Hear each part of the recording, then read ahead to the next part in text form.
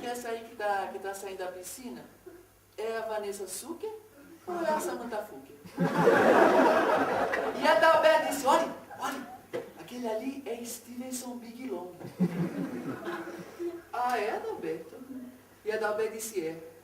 Ah, nossa. Ai, Adalberto, nem contou, que só chamou simpático, credo que brabeça.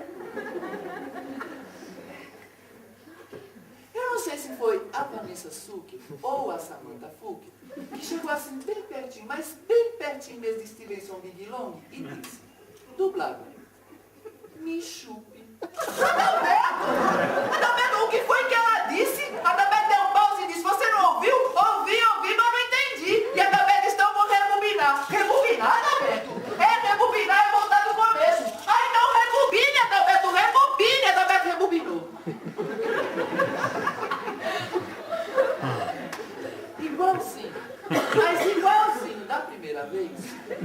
Eu não sei se foi a Vanessa Sucker ou a Samantha que chegou assim, bem pertinho, mas bem pertinho mesmo de Stevenson Big Long e disse, dublada de novo, me chupe. Pause, Adalberto, pause! Adalberto, ela disse mesmo o que eu ouvi que ela disse. E Adalberto disse. Oh. Me chupe, foi?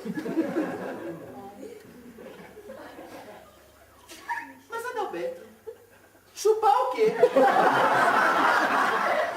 Foi aí que Adalberto deu play de novo e eu comecei a ver uma coisa que ainda não tinha visto na vida.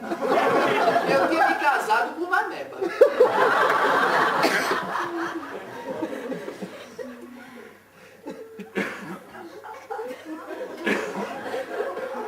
Nossa, Adalberto, parece que é bom, né?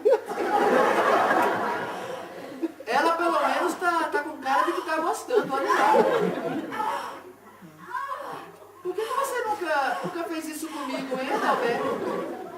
Foi nojo, foi? Você tem